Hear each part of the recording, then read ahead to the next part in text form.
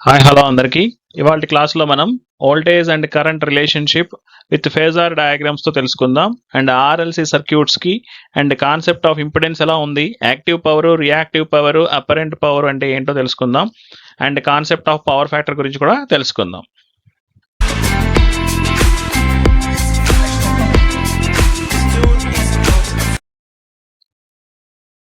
Okay, ముందుగా మనకి pure resistance, AC circuit with pure resistance ఎలా ఉందో చూద్దాం. AC circuit with pure resistance అంటే ఇక్కడ మీకు రెసిస్టెన్స్ అనేది కనపడుతుంది.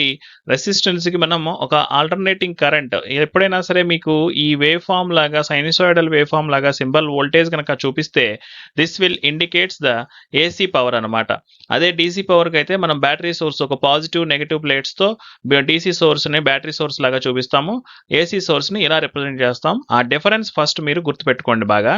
అండ్ ఇక్కడ రెసిస్టెన్స్ ఉంది, రెసిస్టెన్స్కి అక్రాస్గా డ్రాప్ విఆర్ అన్నాం. విఆర్ అంటే which is equal to I into అందులో ఫ్లో అయ్యే కరెంట్ ఇంటూ ఆ రెసిస్టెన్స్ అనమాట, ఐ ఇంటూ ఆర్ అనమాట. ఇప్పుడు ఇక్కడ మనం తెలుసుకోవాల్సింది ఏంటంటే ఈ పర్టికులర్ సర్క్యూట్కి సంబంధించి వోల్టేజ్ అండ్ కరెంట్ ఎలా ఉంటుంది అంటే, ఎప్పుడైతే ప్యూర్ రెసిస్టెన్స్ అన్నారో ఈ సర్క్యూట్లో ఓన్లీ రెసిస్టెన్స్ మాత్రమే ఉంది అని కనుక మీరు అనుకుంటే అప్పుడు ఏమవుతుంది అని అంటే, ఇక్కడ మీకు డెఫినెట్గా ఇక్కడ చూడండి, దిస్ ఇండికేట్స్ వి అనమాట, ఇది వి.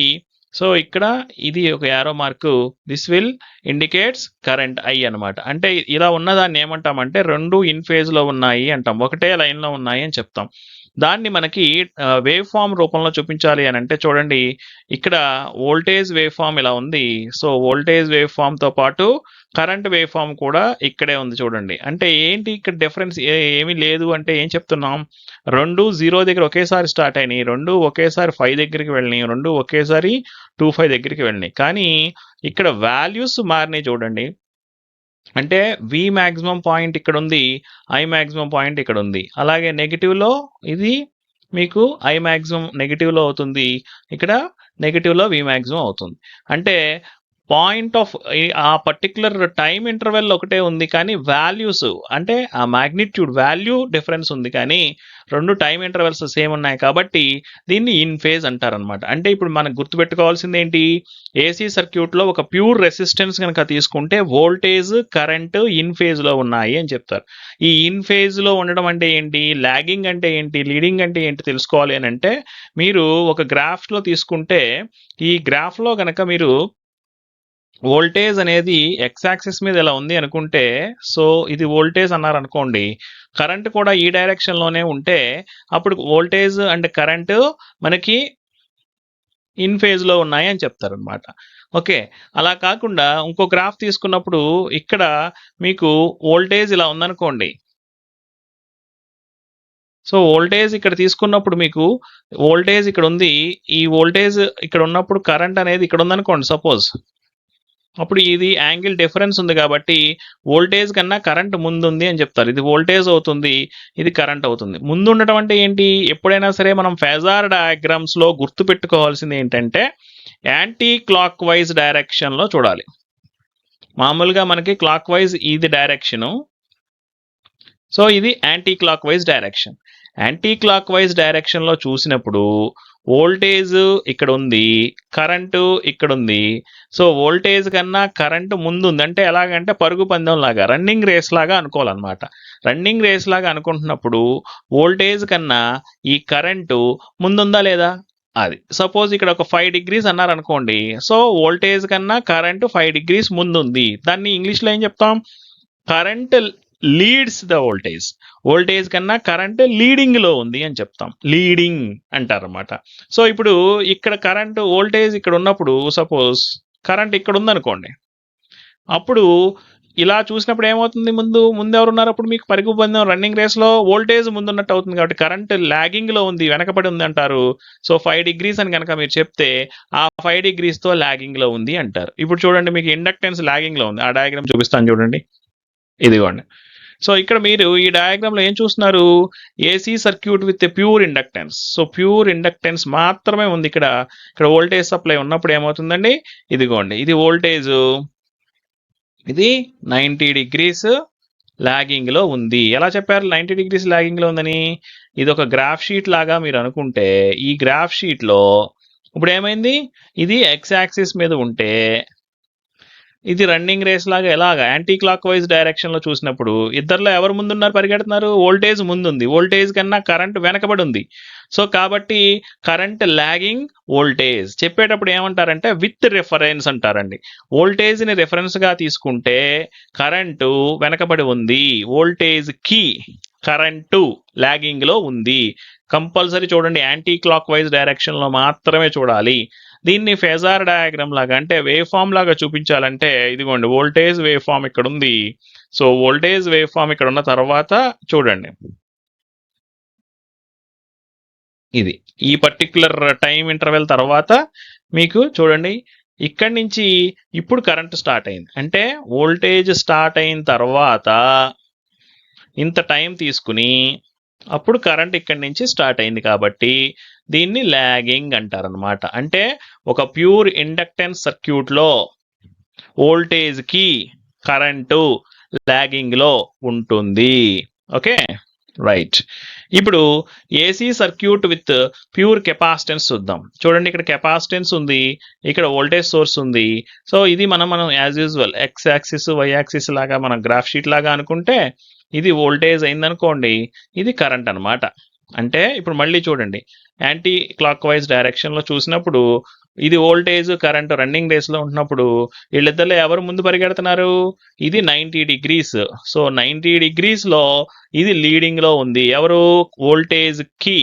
కరెంటు లీడింగ్ లో ఉంది అంటే దాన్ని ఇక్కడ ఎలా రిప్రజెంట్ చేశారో చూడండి ఇది ఇక్కడ స్టార్ట్ అయింది వోల్టేజ్ ఓకే ఇది స్టార్ట్ అవడానికన్నా ముందే అంటే ఈ వేవ్ ఫామ్ మనం ఇలా చేసుకుంటే ఏమవుతుందంటే ఇది అన్నమాట ఇక్కడి నుంచే ముందే స్టార్ట్ అయింది అనమాట కరెంటు అది వేవ్ ఫామ్ సో ఇది లీడింగ్ అంటే వోల్టేజ్ కి కరెంటు లీడింగ్ సో ఇప్పుడు చూడండి సింపుల్ రెసిస్టెన్స్ కి ఇలాగొచ్చింది ఇది వోల్టేజ్ ఇది కరెంటు అలాగే ప్యూర్ ఇండక్టెన్స్ తీసుకుంటున్నప్పుడు ఇది వోల్టేజ్ ఇది కరెంటు ఎంత 90 డిగ్రీస్ లో లాగింగ్ వోల్టేజ్ కి కరెంట్ లాగింగ్ అదే ప్యూర్ కెపాసిటెన్స్ లో ఇక్కడ ఉంది ఆల్రెడీ సో తీసుకుంటున్నప్పుడు ఏమవుతుంది వోల్టేజ్ కి కరెంటు ఇది వోల్టేజ్ ఇది current so 90 degrees leading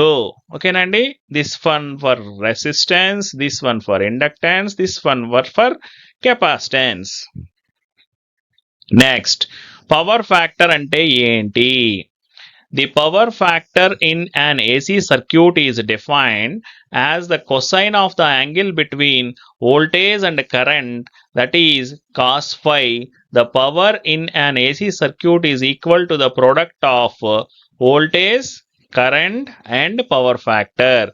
P is equal to V into I into cos phi. Cos phi. This is the formula for power ఇందులో కాస్ ఫై అనేది ఏంటండి పవర్ ఫ్యాక్టర్ అనేది ఎలా చెప్తున్నారు వోల్టేజ్ కి కరెంట్ కి మధ్యలో ఉన్న కొసైన్ ఆఫ్ ద యాంగిల్ అనమాట ఇంపిడెన్స్ ట్రయాంగిల్ చూడండి పవర్ ఫ్యాక్టర్ కి ఇంకా 3 డెఫినేషన్స్ ఉన్నాయి అవి కూడా చెప్తాను ఈ క్లాస్ లో మీకు నేను ఇప్పుడు ఇంపిడెన్స్ ట్రయాంగిల్ గురించి చెప్తున్నాను సో ఇంపిడెన్స్ ట్రయాంగిల్ అంటే ఏంటి we can derive a triangle called the impedance triangle from the phasor diagram of RL series circuit as shown so చూడండి ఇక్కడ వోల్టేజ్ ఒకటి తీసుకున్నాం ఇక్కడ విఎల్ అనేది ఇక్కడ తీసుకుంటే రెండిటి యొక్క రిజల్టెంట్ టోటల్ వోల్టేజ్ అవుతుంది అలాగే ఇది ఇప్పుడు మీకు ఏంటంటే విఆర్ విఎల్ తీసుకుంటే ఓకేనా దాన్ని ఇప్పుడు రిప్రజెంట్ చేసినప్పుడు ఈజీగా అర్థం కావడం కోసం చూడండి విఆర్ అంటే ఐ ఇంటూ ఆర్ ఇది ఐ ఇంటూ ఎక్స్ఎల్ ఇది ఐ ఇంటూ జెడ్ ఎక్కడి నుంచి వచ్చిందండి ఇది అంటే Z is equal to square root of R square plus XL square ఇది ఓన్లీ ఇండక్టెన్స్ ఉంటే ఒకవేళ ఎక్స్సి కూడా అంటే కెపాసిటెన్స్ కూడా ఉందనుకోండి అప్పుడు ఏమవుతుంది ఆర్ స్క్వేర్ ప్లస్ ఇక్కడ XL difference XL minus XC whole square అవుతుంది అనమాట ఓకేనా ఇక్కడ ఇండక్టెన్స్ గురించి చెప్పారు కాబట్టి ఆర్ఎల్ సిరీస్ సర్క్యూట్ అంటున్నారు కాబట్టి ఇక్కడ ఓన్లీ ఇండక్టెన్స్ గురించి మాత్రమే చెప్తున్నాం సో ఇప్పుడు దీన్ని సింప్లిఫై చేసి ఏం చేశారు అన్నిటిలోనూ వి కామన్ గా చూసుకోండి ఇప్పుడు దీన్ని సింప్లిఫై చేసి ఏం చేశారంటే విఐ కామన్ తీసుకుంటే ఇక్కడ రెసిస్టెన్స్ ఇక్కడేమో ఎక్స్ఎల్, ఇక్కడేమో జెడ్ తీసుకుంటే ఆర్ ఎక్స్ఎల్, దీని రిజల్టెంట్ జెడ్. దీన్ని మీరు ఇలా రాయాలంటే ఇప్పుడు మీ పైథాగరస్ ప్రిన్సిపల్ ప్రకారం ఇదే అవుతుంది చూడండి. Z is equal to square root of R square plus XL square. ఓకేనండి. దీన్ని ఇంపిడెన్స్ ట్రయాంగిల్ అంటారు, గుర్తుపెట్టుకోండి. ఇంపిడెన్స్ అనే మాటను కూడా గుర్తుపెట్టుకోండి. ఎక్స్ఎల్ ఏమని చదువుతాం? ఎక్స్ఎల్ ని ఇండక్టివ్ రియాక్టెన్స్ అని చదువుతాం. ఓకే, చూడండి ఇక్కడ ఇంపిడెన్స్ గురించి వచ్చింది. Okay, impedance Z is equal to square root of R square plus XL square. అక్కడ చెప్పాను కదా నేను ఆల్రెడీ. అది పవర్ ఫ్యాక్టర్. పవర్ ఫ్యాక్టర్ అంటే ఇక్కడ ఇంకొక కొత్త definition, cos phi is equal to R by Z. Okay, తర్వాత ఫేజ్ యాంగిల్ అంటే phi is equal to tan inverse XL by R అనమాట. So power in an AC circuit, the various powers can be classified. So ఒక AC circuit లో power ని real or active power 1, reactive power 2, apparent power 3 కింద చెప్తామన్నమాట. First real power గురించి చూద్దాం. Real or active power in an AC circuit is the power does useful work in the circuit. So reactive power కి real power కి ఏంటి difference అంటే, reactive power flows in an AC circuit but does not do any useful work. Apparent power అంటే ఏంటి? Apparent power is the total power in an AC circuit. చూడండి మీకు real power గురించి చెప్తాను చూడండి. రియల్ పవర్ అంటే మనం రెగ్యులర్ గా యూజ్ చేసే పవర్ యొక్క formula P is equal to V into I into cos phi. దీన్ని I స్క్వేర్ ఆర్ అని కూడా రాశారు. I స్క్వేర్ ఆర్ ఎక్కడి నుంచి వచ్చింది? ఒకవేళ కాస్ ఫై వాల్యూ కనుక మీకు 1 తీసుకుంటే V is equal to IR అని కనుక రాస్తే, V is equal to IR అని రాస్తే P is equal to V into I into cos phi. Unity power factor కనుక అయితే కాస్ ఫై వాల్యూ 1 అవుతుంది. కాస్ ఫై వాల్యూ 1 అయినప్పుడు ఈ V ప్లేస్ లో ఈ IR అనే దాన్ని కనుక పెడితే అప్పుడు మీకు డెఫినెట్ గా I స్క్వేర్ ఆర్ వస్తుంది. Real power is the power that does useful power. It is the power that is consumed by the resistance. The unit of real power in watts. ఇది గుర్తుపెట్టుకోండి, రియల్ పవర్ కి watts. ఓకేనా అండి, ఇది గుర్తుపెట్టుకోండి, ఇది చాలా ఇంపార్టెంట్. తర్వాత రియాక్టివ్ పవర్ చూడండి. రియాక్టివ్ పవర్ అంటే ఏంటి? అక్కడ VI కాస్ ఫై ఉంది కదా, ఇక్కడ VI సైన్ ఫై. గుర్తుపెట్టుకోండి, రియాక్టివ్ పవర్ అంటే ఏంటి? The power due to the reactive component of current. Reactive component of current ఎవరు? XL. So as the reactive power అంటే Q అంటే Q తో ఇండికేట్ చేస్తాం. V into I into sine phi. అక్కడ VI into I into cos phi ఉంటాయి, ఇక్కడ sine phi. So reactive power does not do any useful work. It is a circulating power in the inductance and capacitance. L and C అంటే ఏంటి? Inductance, capacitance components. The unit of reactive power is volt amperes reactive. ఇది important, VAR. అక్కడ ఏమన్నాం? Watts చెప్పాం, ఇక్కడ reactive power కి VAR చెప్పాం. Okay, next apparent power. Apparent power అంటే ఏంటి? ఈ రెండు పవర్లని కాంబినేషనే అప్పరెంట్ పవర్ అన్నమాట. సో దాన్ని ఎలా చెప్తారంటే S is equal to V into I. అక్కడ ఒకటేమో I స్క్వేర్ ఆర్ అయింది, ఒకటేమో I స్క్వేర్ ఎక్స్ఎల్ అయింది, ఇదేమో I స్క్వేర్ జెడ్ అయింది అనమాట. అది ఇంపార్టెంట్. సో ఈ S is equal to square root of P square plus Q square అంటే S అనేది అపరెంట్ పవరు, P అనేది రియల్ పవరు, Q అనేది రియాక్టివ్ పవరు.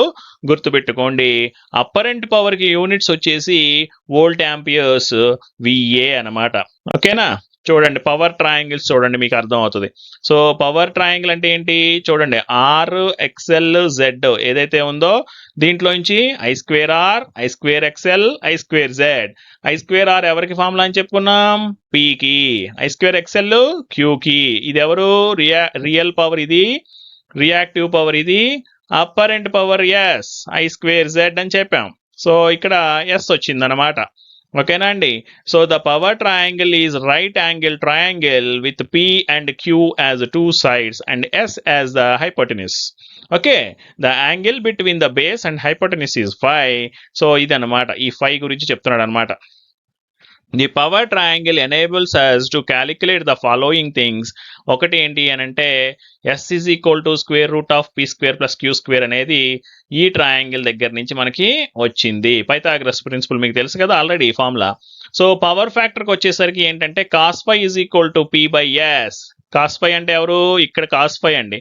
కాస్ ఫై అంటే ఇది ఇది P adjacent side by hypotenuse. Cos theta తెలుసు కదా మనకి. So cos phi is equal to adjacent side by hypotenuse అవుతుంది. ఇక్కడ అడ్జసెంట్ సైడ్ ఎవరు పి, హైపోటనీస్ ఎస్ అన్నమాట. So cos phi is equal to P by S అంటే P అంటే ఎవరండి, రియల్ పవర్ ని పి అనుకుంటాం, అపరెంట్ పవర్ ని ఎస్ అనుకుంటాం. సో ఇప్పుడు మనకి పవర్ ఫ్యాక్టర్ కి రెండో డెఫినేషన్ మూడో డెఫినేషన్ కూడా వచ్చేసినాయి. ఇప్పుడు ఫైనల్ గా పవర్ ఫ్యాక్టర్ కి ఉన్న 3 డెఫినేషన్స్ మనం తెలుసుకుందాం. The power factor in an AC circuit can be calculated by any one of the following methods. Cosine of the angle between voltage and current, that is cos ఫై.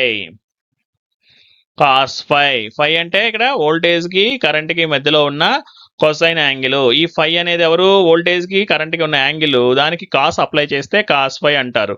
లేదా resistance కి impedance కి ఉన్న ratio are by Z, ఈ formula use చేసి కూడా power factor calculate చేయొచ్చు.